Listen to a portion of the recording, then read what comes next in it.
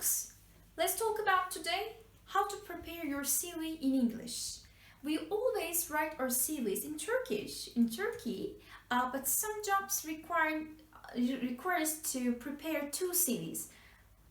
The first one is in Turkish and the second one is in English, okay? And we have some difficulty to adjust the headings and so on. So because I have seen this problem, I decided to take this video recording. Let's start. To prepare your CV in English, please be careful about every English words in your profession, included in your profession, okay? First of all, you need to have a picture of you, latest version of you, okay? And in my CV, for example, I have a full name first at the top of the CV and my telephone and email information. The first one is the personal information. You need to talk about your marital status, for example, your full name, and so on and so forth. We will talk about that in detail. So now I'm just giving the summary of the CV. So the first heading is personal information. Please write personal information, and under the heading you can talk about in detail. The second one is career objective. This is optional. It means there is a difference between a CV and a resume. CV is a general way to express yourself, while resume is something directly focuses on the job description. So why you are suitable, or why they should hire you, or why you are suitable for the profession, for the specific. For example, you are sending your CV for an English teacher position. But if you are applying for a job in a school, but just for working with the young learners, you need to have a career objective. If also the company asks you to do it, please write a job resume. It means job description. It means career objective. Why you are suitable for this specific profession. Educational background. This is a very good heading to start with, your educational background. Summary of qualifications and skills. So your hobbies, your skills, what are you doing at your free time, so on. Be very specific as well. Languages. Which languages are you using? Are you talking? Are you listening? So please include the skills when you're talking about the languages, okay? Your level. If you have a certificate, or if you have an examination result, YDS, TOEFL, IELTS, so on, please add this also. Your working experience. Even if you're a newly graduated teacher or a newly graduated person, please don't forget to add a work experience. If you are giving private tutoring, it is also private tutoring is also work experience. Please add that. Trainings and also your internship. Trainings and seminars attended and certificates received. These are very different. If you're attending to a seminar, please write the name of the seminar, but if you don't have a certificate, please don't include it in this section. Publications. If you write a book, if you're writing in a personal journal, an educational journal, or a school journal, please also add this. This is very important. It makes you special. And the references. You need to have a reference list, and for the references, you can use this structure. Please contact the following. And please give the details of the person or people who are referenced to you. Maybe you know all the words here, but the headings should be clear. So I feel the need to also explain this to you. So in the personal information, these are the headings under personal information. Your full name, gender, date of birth, age, marital status, occupation and interests. Okay, my full name. If I have, for example, my full name is Pınar Pürçek Şahin. So I'm writing two surnames here. My full name.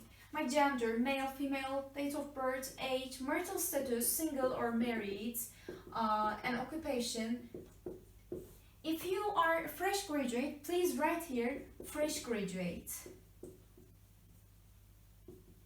And your interests. Your interest should be in relation to the career objective, your career objective and the job you're applying to. If it is a resume, or if the office or the company asks you to prepare a job description, the career objective, you need to add a career objective part, as I have mentioned. This is just an example structure of a career objective. You can also use that. Let's look at it in detail. I would like to. We use would here. If you watch my grammar points video, if you don't watch it, please watch it. So we use would here because it's not real now, but we plan to do it. We want to achieve that. We want to do it. We want to make it real. I would like to use my passion, my energy, my dedication. Dedication is also another keyword here, maybe. To blah blah blah. To teach the young learners. To work in a mechanical area. Work in a process in mechanical engineering field, for example. And use my experiences. If you don't have any experience, if you are newly graduated, my observations, my information, my background, okay, to do something. I would like to use my passion to blah blah and use my experiences to gain more experiences, to gain more different perspectives, to understand how the things are going, so make it a little formal, of course. So I want to concentrate on something. This part you are making specified, okay? Make it specific. I want to concentrate on adult learner group. I want to concentrate on young learner group, for example. I want to concentrate on children as well. Because of what? Why? Okay, this is the answer of why question. Because of my qualifications of teaching English with storybooks, with dramatization, kind of, with drama, with play, role play. Moreover or besides, I would like to work in collaboration with the other colleagues, other teachers, other engineers, other doctors to be more productive in this field. Here, I use it a lot. You express that you are very open to any collaboration with the other colleagues, and it is very important in today's world. And now you need to talk about your educational background in the following parts. So you talk about your university. If you are graduated from the university, you can say BA, bachelor's degree, it means. If you're a master's student, or if you win the master class, master, MA, and if you're a doctorate, PhD, as you know, these are the abbreviations, short forms it means. We use it a lot. They use it a lot. So think about that you're a bachelor degree, you're graduated from the university. Please write the university name, your department, and the date here. So as you can see, past to recent. It goes past to recent times. Okay, your internship, your high school, your experiences, and your university, and MA and PhD in the following steps maybe. And don't forget, if you are the top student at department with high honor degree, please don't forget to mention that with parentheses. And also don't forget educational background. In your educational background, you need to give the specific dates. But if you don't know the specific date, or if you have graduated in one semester earlier, so you can also, just like me, you can instead of doing this one, instead of giving the time, certain time periods, you can just write fall 2015 or maybe January 2020. Okay, you don't need to give the specific days if you don't know, or if you do it just I have mentioned. Yes, now it comes to the languages that you know or you can use. I have use the verb use because if you're not using a language, it means you don't know the language, and you need to be honest with the languages that you speak, because the situation comes and you may need to use this language, and if you don't know the language, you know, things will get worse. So this is just an example. Turkish, you can say that this is my mother tongue. This is very important. Okay, you need to say it, your mother tongue. English, advanced level, 4 skills. What are the 4 skills? You know, listening, reading, writing, and speaking. They are not just the 4 skills. We have 5 skills and integrated skills as well, but sometimes in CV people talk about each and every skills in detail. For example, listening, reading. For listening skill, my reading is C1 level, and the CFR levels C1, B1 also. You don't need to do it, I think. You just need to give draw the general scheme. Okay? And Spanish intermediate level. Please check in Google. Please Google that. What are the signs of that you know the language? You need to know how is like to be the language, to know the language.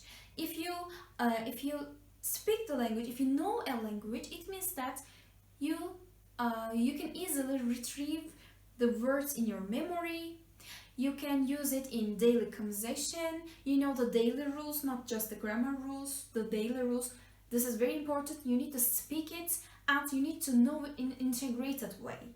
In each context, it means everywhere you need to apply the rules. You need to adjust the tone of your language. You need to know the, for example, how the pronunciation of the words, the use of the words in different situation.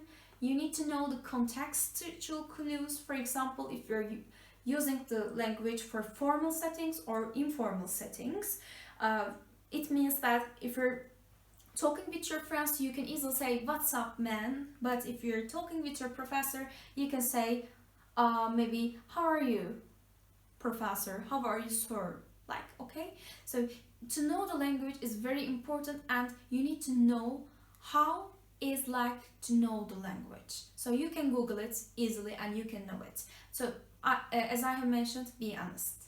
This part, let's talk about trainings and seminars attended and certificates received. Attended means participated, but attended is the correct word to use here. And here, certificates received. Received means got, to get, okay? So received. And trainings and seminars, they are very different. You know, training is different and seminar is different. Training is something for practical. You gain a practical understanding of some concepts or some ideas or some process, while in seminars you're in an extent passive, okay? And certificates received. So you can maybe ask, you may ask, why we made a clear distinction between trainings and seminars attended and certificates received. The reason why we have done it is you can talk about the training here, but type of the certificate is different. It may differ. For this reason, we made a clear distinction with them, and we put them in our CV in this way. Okay? Okay, trainings and seminars attended.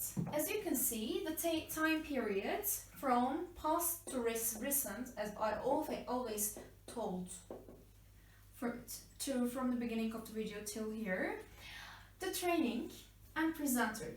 Please don't forget to add, if you are responsible for doing something in an activity, in a seminar, in a training, please don't forget to include it. In parentheses, if you are a presenter, or do you know what is it? Manager, MC. It means also presenter, but MC is very different from presenter. Please check it in Google, because I don't know which position you are responsible for, so you had better to Google it beforehand. Okay, the training. It is a type of training. it's not a seminar. So please add the type of the program that you have attended, the time period from past to recent, and your role if you are included or if you are responsible for something. In the second part, certificates received. Don't forget that there are different certificate types. Let's look at them. The first one is the appreciation certificate.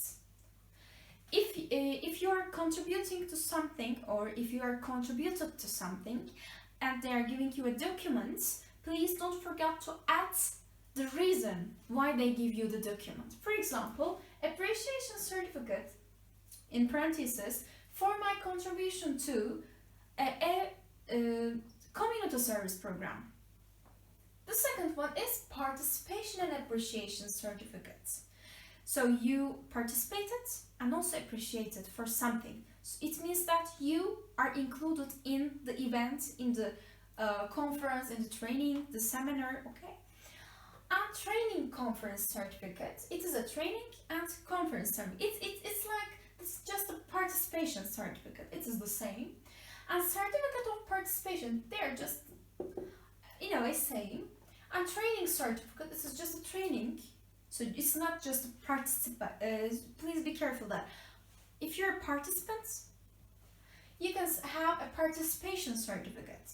But training certificate means that you are actively involved, even if you don't have a specific role in the event. And administration appreciation, this is a specific example. If you did something, for example, in the school, you are responsible for playing piano in the specific events. It means that you have a special position, you have a special duty. So maybe administration, school administration or principal may give you a document. It is a very specific example, so you can include it in your CV as, please don't forget to edit, it is very important. Administration appreciation document for my blah blah blah studies. For example, for my musical studies. And please don't forget to add the dates. In closing the CV part, let's talk about the publications and references. As I have mentioned, links and website addresses, you can, if you have, or please have, a website or something else, this is very vital, I think, as far as I'm concerned. You can give the links and website addresses in summary of qualification and skills parts. For example, you can say with expertise in web design and website address, you can link it. But in publication part, this is where you can do it all again. If you, for example, think about that, you have included this information, your website or YouTube channel information in the links and website addresses part, but you can return back to publication part and you can duplicate it again. For example, 2015, the book writer, the book's name. Don't forget to add the name of the book or something. This is your own book. University journal writer. Please write the university journal name. And blog writer, etc. If you're a writer or designer or something else, please include the name of the publication and the dates. Okay? Okay, just let's look at the end of the CV. All the CVs are concluded with the references list. As I have mentioned at the beginning of the video, when I was summarizing all the headings, as I have mentioned, there's a structure that you can easily use. Please contact the following. Don't forget that, I think you know it, but I need to say it, I think. Please don't forget to ask for permission to include their name and their information of your references, the people in your reference list. Please call them or email them or text message them to have an approval from them, okay? To get their permission. So, and please don't forget to wait for their answer, okay? The first one, assistant professor doctor. The job title is very important. If it's your university, he is or she is your university professor, assistant professor doctor, professor doctor ya da or professor doctor you can use, and their name, assistant professor Dr. Pınar Şahin. Department of, don't forget to add departments. Department of English language teaching, for example, and in parentheses you need to include the short form, the abbreviation, the short form of your department. For example, for English language teaching, the abbreviation is ELT. ELE, English Language Education. And the university name, Assistant Professor Dr. Pınar Şahin, Department of English Language Education, in parentheses ELE, blah blah University, and email, phone number. If it is your principal, your manager, please tell the position, where she or he is working, email address, and telephone number. Okay? That's the end of the prepare your CV in English videos. If you have any questions, please let me know. And if you want to watch these videos and if you want me to continue these videos, please like or comment because I really care your response and the feedback that I get from you. Thank you.